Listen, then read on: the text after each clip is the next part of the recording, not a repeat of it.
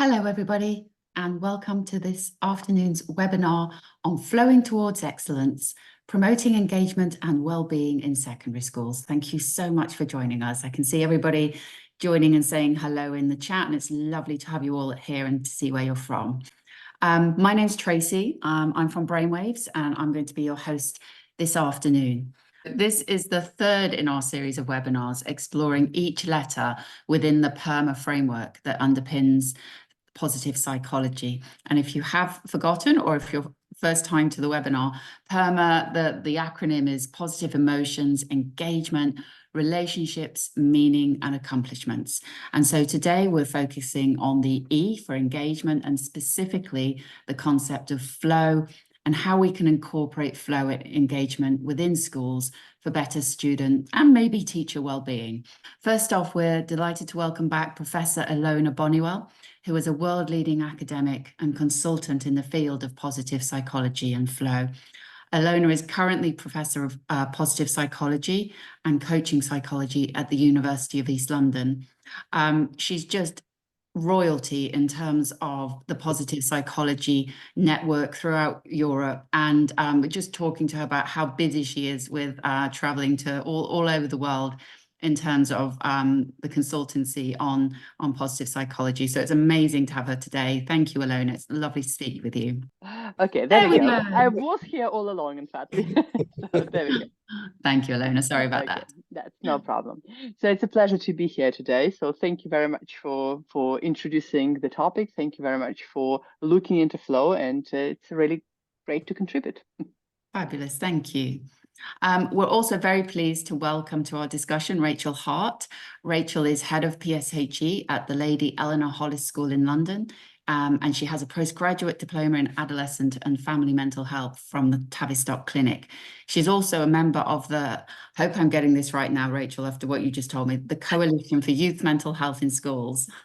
Yes, Coalition for Mental Health in Schools, yes. Mental Health in Schools, sorry. So thank you for joining us, Rachel. It's lovely to have you here. Thank you for having me. And you've already met him, but Julian is joining us as well. He's Director of Education here at Brainwaves. He's also the Director at The Day and a Director at Camden Learning, the school improvement partnership formed by Camden Schools. So let's get started. Ilona, firstly, can you try and provide an explanation as to what the E, engagement, within PERMA means and how that relates to the concept of flow or flow theory?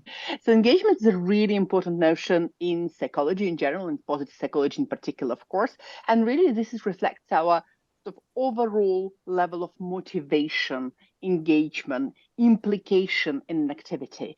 And this really reflects to what extent we are fully present, fully there when they're actually taking part in an activity. It's a really important notion, fundamental notion, both in learning or in work. It's actually, in fact, when we are looking both into educational psychology or into work psychology, really engagement will be almost probably the cornerstone.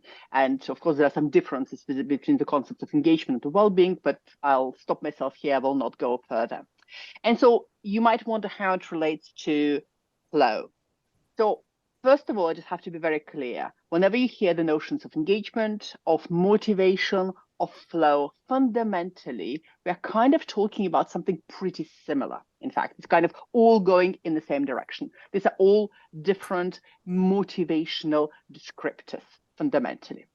So what is flow? Flow, I would say it's really kind of the optimal end, high end of motivational engagement. It's kind of the tip of the sort of motivation iceberg, let's say it, like put this way. Okay, so it's still motivation, it's optimal motivation. It's really almost a state which you can capture and describe, but we're still talking about engagement, we're still talking about motivation. Okay, and obviously, even though kind of flow may sound confusing, in fact, you all know what flow is.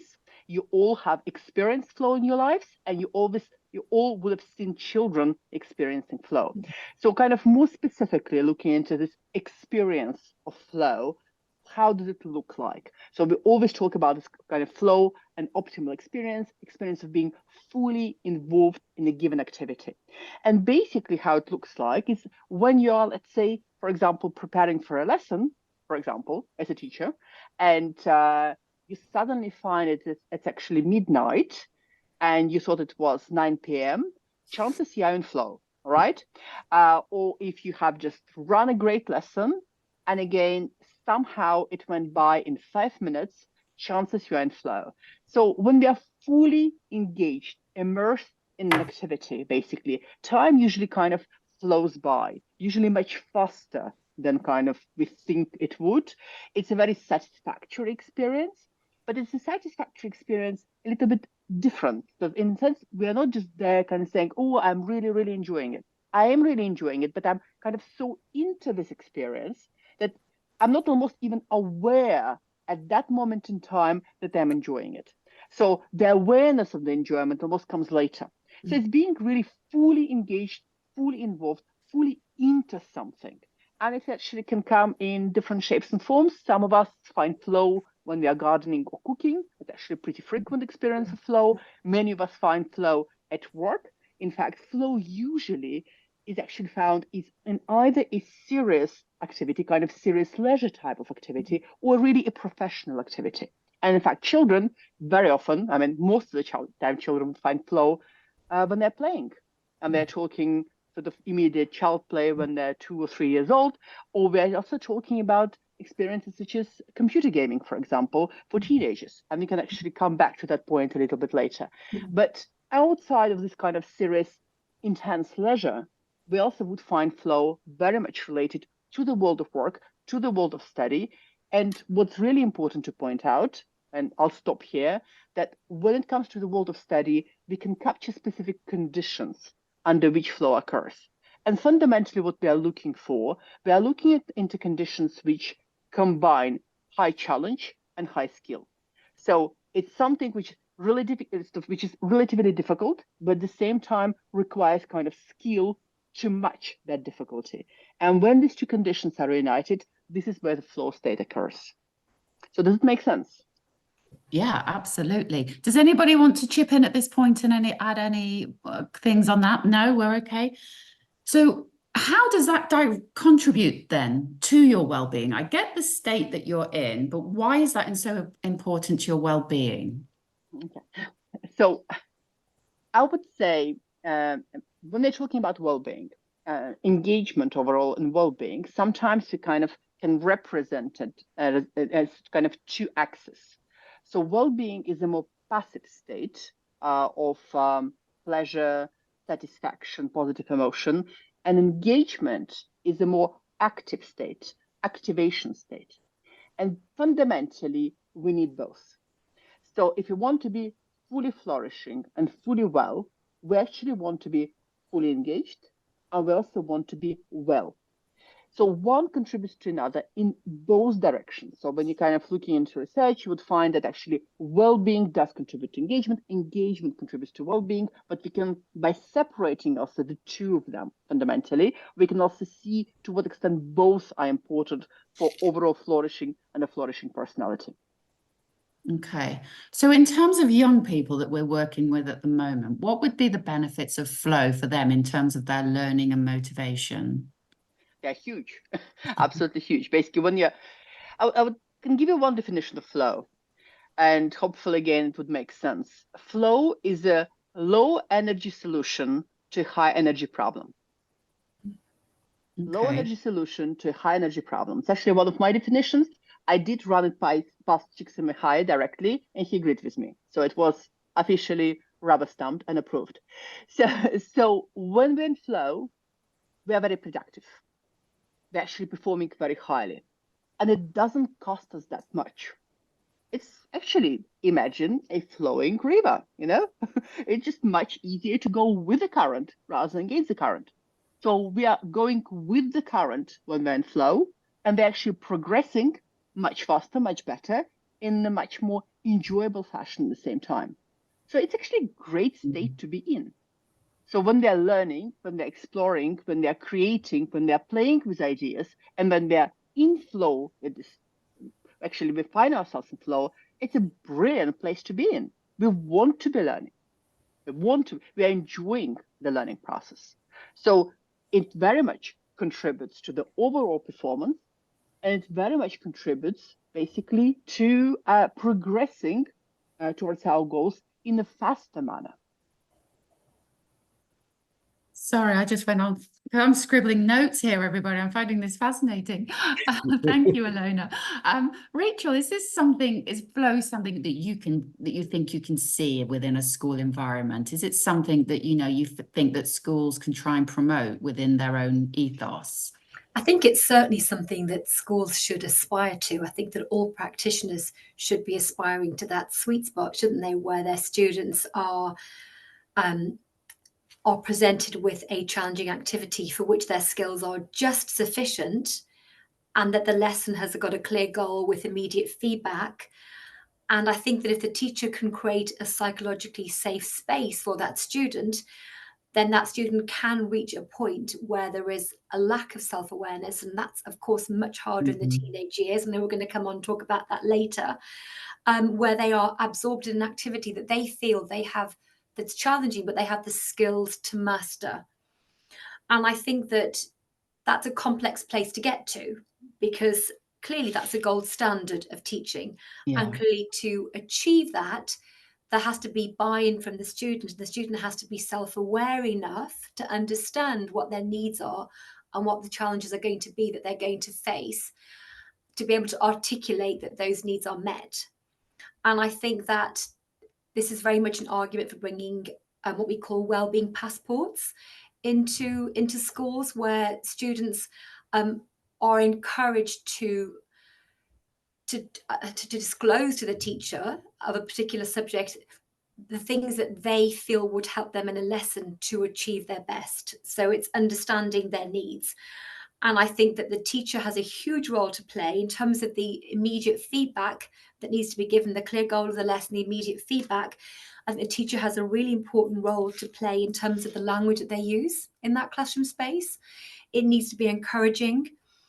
Their tone of voice, they need to be incredibly mindful about the tone of voice that they use so the students feel safe in that space. And their body language also has a huge role to play in that. Phrases such as, yes, in response to a question, and will always encourage the student's learning and the student to feel like they can take risks, intellectual risks in that classroom environment. In terms of you saying there needs to be buy-in from the students, is this something that you feel that students would benefit from knowing about flow themselves? Or is it just something they're going to learn through assimilation of being in that, Well, there are many other words for flow on the flow. Flow is seen as being focus in lessons, or flow is seen as being more commonly engagement in lessons. So the students would understand flow by another terminology, and they would understand themselves intrinsically how they get to that place, and they would each have different experiences in different classroom environments, different subjects with different teachers. And I think maybe making them aware of what they can themselves do or ask for or advocate for themselves in order to achieve that point of kind of peak engagement is something that we could say. That's what I mean by buy-in, because I think that communication has to be two ways. The teacher has a role to play in the classroom, and we haven't talked about flow outside of the classroom yet, but the teacher has a role to play in the classroom, but so does the student, in terms of, and we talk about students becoming independent learners, taking control of charge of their own learning experience, and, as I say, requesting, understanding that their needs can be met if they can articulate what they are. So framework for that would be very helpful for students, yes. Yeah, okay. Alona, you've already alluded to the fact that flow, we see it very readily in young children when they're playing. But is flow something we sort of grow out of? And, in particular by secondary school age, does being in a state of flow become harder to achieve? Yes. Okay, I can explain why. Because there are different conditions of flow to actually, in order to get to this high challenge, high state, high skill condition, there are conditions actually to get into it. And the first one is the activity needs to be intrinsically interesting.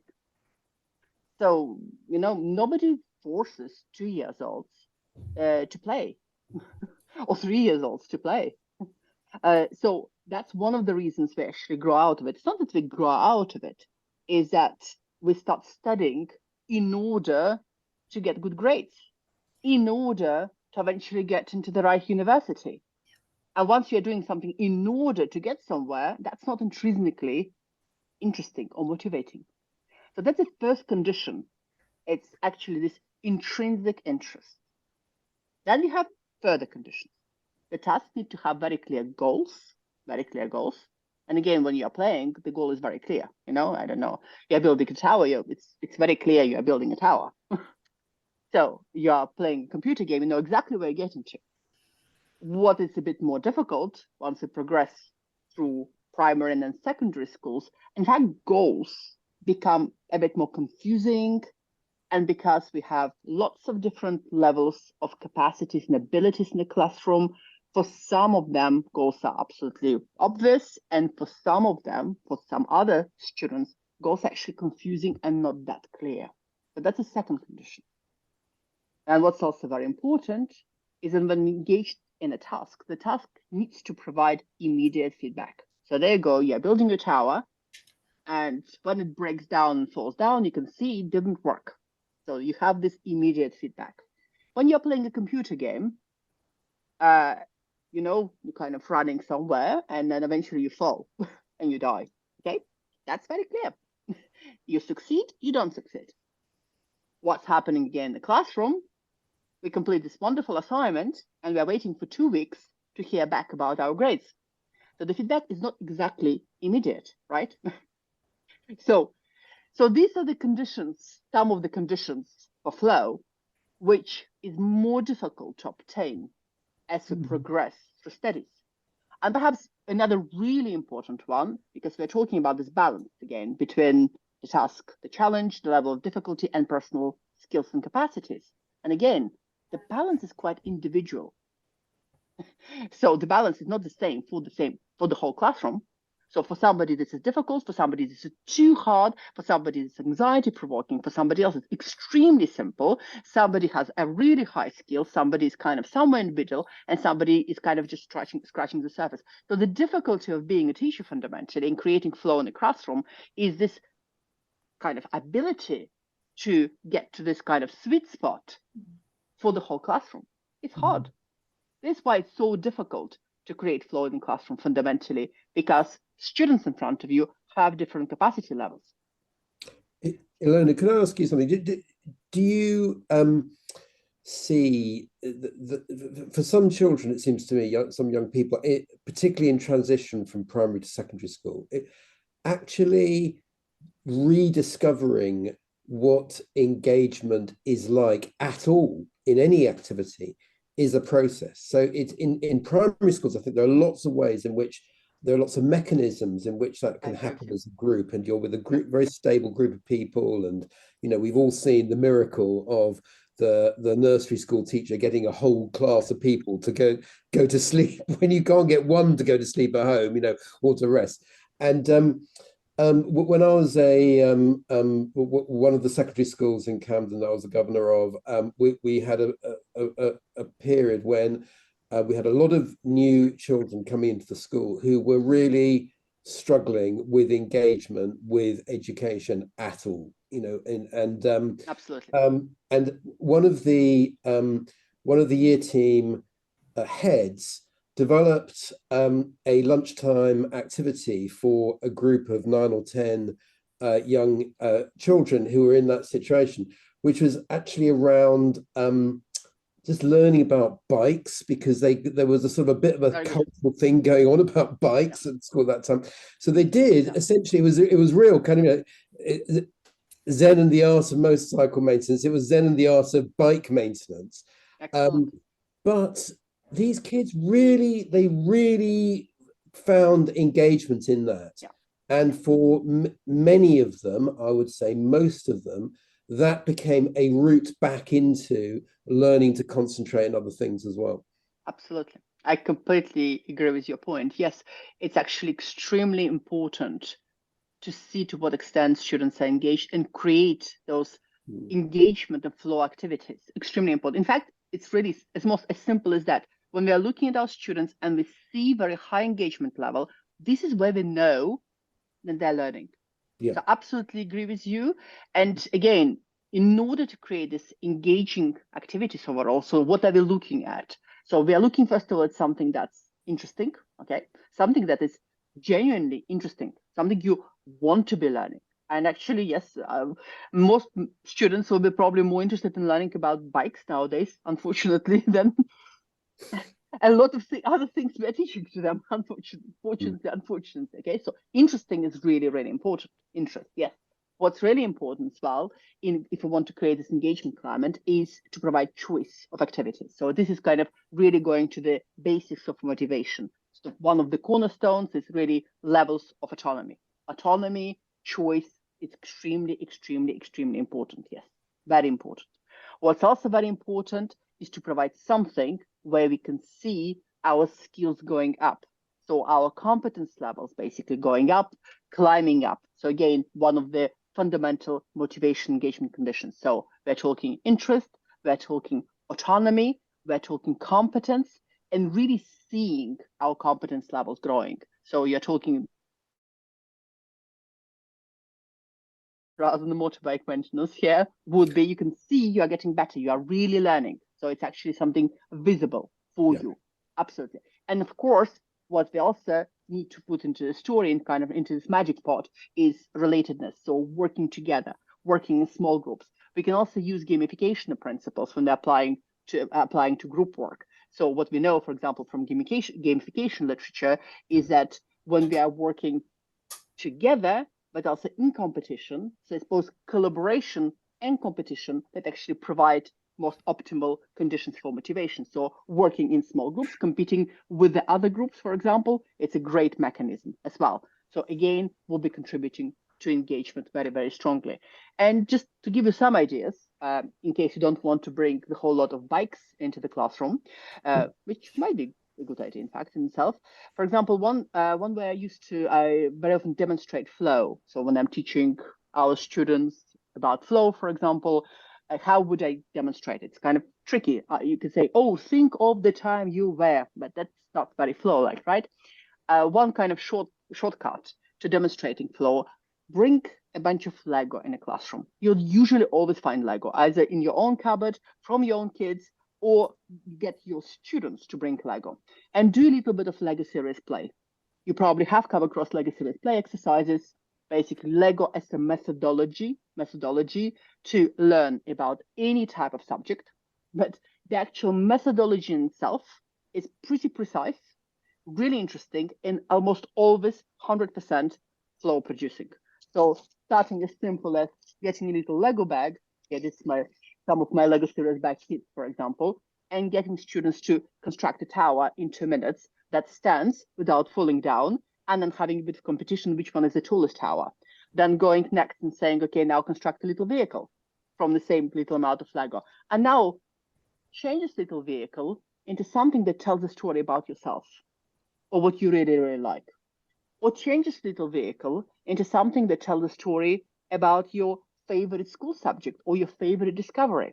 And so then Lego becomes not Lego for the sake of itself, but Lego for the sake of telling a story about something that's important for yourself. So Lego serious play as applied to basically social emotional skills, Lego serious play as applied to self-learning, to self-awareness, always applied to really almost any subject matter in the school, could also be at the same time a great way to introduce the flow in a classroom. And if you want a bit more information, I can actually send paste my email address, and you can actually write to me for a free PDF of the book, which is Exploring Positive Psychology with Lego Serious Play, which has lots and lots of different exercises to try it out. So some ideas here. Amazing. Are we saying then that it's easier to create flow activities outside of the classroom in terms of, you know, the space around the school, whether it's lunchtime, breaks, after school activities? That's very conducive, but even doing that can help students, as Julian alluded, get into the right headspace for better learning and better well-being. What I would say, I think sometimes stepping outside of the classroom and using other activities would help, because you don't have the stigma of the lesson. But then bringing that back to the lesson and to the subject matter. So that can be one way.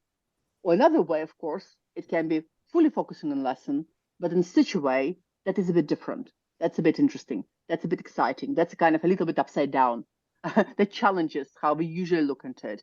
And it doesn't have this annotation or basically obligation of getting a mark, getting is basically a grade at the end of it. So it actually, the activity is there for the activity's sake. Okay. Can I ask Rachel if you've Rachel, have you had the experience of using role play type activities in the classroom and seeing how incredibly into the roles young people can get when they're presented, like for example in history or in politics or in other areas, when they're presented with a scenario where they've got to imagine themselves into the shoes of somebody else, which again is a very reminiscent of the early childhood type play. Yes, I was covering a year 7 lesson last week. Actually, we have a system called Q, which is a carousel of different activities, and they were learning about how to construct an argument, how to construct a good argument, how to engage the person that they are arguing with and make it relevant and not let emotion get in the way. And we'd watched a couple of extracts. We'd watched Atticus Finch in To Kill a Mockingbird, his wonderful courtroom speech. And then we'd watched the Yes Prime Minister clip, and we looked at and compared the good and bad. And it went from being very theoretical to very practical when they were then given various tasks. And they went off and they were absolutely brilliant. They really took the lesson to heart, understood some pretty difficult concepts, but they managed to channel their own understanding of those in such a self-aware yet unself-conscious simultaneously way. It was incredibly beautiful to watch, and really quite humbling actually that these 11-year-olds were able to do this. Yeah, and it is hard in the classroom, isn't it, to provide pupil choice and to make sure the content's always interesting when we are so restricted in terms of the curriculum that we have to, particularly at this age when we have to get through for GCSE. And it's why it's much easier to see flow outside the classroom or in creative subjects when there is that element of choice and you can meet the students where they are.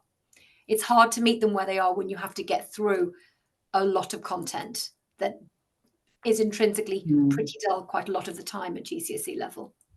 And what's funny, isn't it? It's in order to get into flow, we want students to have autonomy, but then to what extent do teachers have autonomy? Yeah. Well, by trying to make the content personal to them, which of course certain subjects lend themselves to more than others. I'm head of PSHE, but I'm also a linguist, so I teach Spanish, and I'm trying to help my students learn to talk about themselves and what matters to them and describe their lives. And in that sense, I'm fortunate because I am able to connect with them in a different way in the classroom, which I wouldn't be able to do if I were just delivering a drier content. Yeah. Okay. Julian, I know you have a question to ask. Well, I did. Look, I wanted to ask Ilona, what is your view about microflow? You know, there's quite a lot about these little microflow activities. And I feel I have a bit of a personal interest in this because I think my life is sort of is founded on a whole series of little microflow engagements, whether it is with Wordle, my fantasy football team. I am a sort of a very we play lots of games in our household, so there's a lot of short little 5, 10, 15 minute things that go on which people get into. So I don't know, it on the one hand it seems it makes sense to me, on the other hand it seems too good to be true in a way. So what do you think? Is there any value in microflow type activities? Absolutely. Microflow activities are really, really precious, in fact, because just one kind of negative thing about flow I have to point out is that flow, in a sense, is morally neutral. So it's not a necessarily moral concept. Basically, flow is the basis at the same time of of you working so hard and not stopping, for example, that you're also in flow, when you're playing a video game and you don't stop until 3 a.m., you're also in flow, etc. So microflow is great because it also means you've stopped after 10-15 minutes. So the safety valve is there. Yes. So yes, I have a lot of regard for microflow and our capacity to facilitate it basically as well. Yeah. Is there a so what is the definition then of microflow against the ordinary concept? Yeah. I mean, I get the concept, but some examples. It's basically a brief experience. It's basically a brief experience. Yeah. So if somebody gets put a quick computer game on, or decided to go in kind of garden, just sort of pull the weeds around this one particular rose during their lunch break, something like this. So something which is basically very brief, very short. Yeah. When you see a lot of people in a queue, particularly young people in a queue, it's quite interesting, but you see a lot of people engaged in little activities themselves. Yeah. It's listening to music, or they're just sort of having a moment themselves. Yeah. And I mean, personally, I do genuinely find this very valuable, as well as sort of longer things like making marmalade. I'm going to just promote that as well as a very, very powerful flow activity. Absolutely. I guess they're little mental prods, aren't they, to keep us alert? And I think they contribute to our mindfulness, don't they, our state of mindfulness? Exactly. Do they potentially appeal to teenagers more because of their shorter span, their shorter length that we spend on them? And in terms of a teenager's perspective, what would appeal to them in terms of microflow, do we think? I think what appeals in itself is the flow, whether it's a micro moment of it or a longer moment of it, etc. Or both simultaneously, I think, as well. In my experience, both simultaneously. Yeah. I mean, how many teenagers do you see who are double screening or triple screening? I see a lot, both at school and at home. Yeah. So they'll be micro flowing and they'll also be in flow. I almost need to have the micro flow happening at the same time to keep the flow consistent. Yeah, exactly. I find that slightly terrifying, but yes, thank you for the person who agreed with that. And I'm also interested in asking Ilona, if I may, what the difference is in your view between flow and between hyperfocus, and is it easier for neurodivergent children to get into a state of flow because they are used to hyperfocusing? In fact, one of the definitions of flow, one of the characteristics of flow is hyperfocus, basically. So very often when we are in this hyperfocus state, we may be in flow. It's if the other conditions are not present, the intrinsic motivation, the goals, the feedback, etc., they might not be in flow, but actually quite often we might actually end up there. Thank you. Interesting. Thank you. How highly would you rate flow, Ilona, in terms of if you wanted to recommend a sort of techniques or strategies for or awareness of to promote better well-being? How high would it be on your recommendation for things for people to try and incorporate more and to actively, intentionally cultivate? Yeah, I would say very highly, because fundamentally flow being the optimal sort of end of engagement, we don't want to just promote the well-being. We also want to promote engagement, because when we are looking, for example, at the contribution to the performance, to the outcomes, to the learning, to achievement, etc., even though both are important for performance, engagement would have the higher edge. So in order to be productive, in order to be going somewhere, we do need to be engaged in activity. And a part of this engagement would be spent in flow. So I would recommend extremely highly. I would not just recommend well-being focused activities. I would really recommend engagement. In fact, if we kind of defined well-being, there are different types of well-being. Right now, I'm referring more to the hedonic types of well-being. But when I'm talking about eudaimonic well-being, in a sense, it's almost synonymous with the notion of engagement and flow. And in fact, there are some authors would really define eudaimonic well-being through engagement and flow. There are some variations on the theme as well, because others would bring meaning into the story, etc. So I would absolutely recommended as something really essential, because what's the point of just doing things just because we are doing it, but without enjoying the process, enjoying the ride? I mean, all of us in teaching, in lecturing, I'm sure you haven't got here by accident. You probably got here because you love learning, right? and the key to flow, to engagement, is this love for the process in itself, not just for the outcome.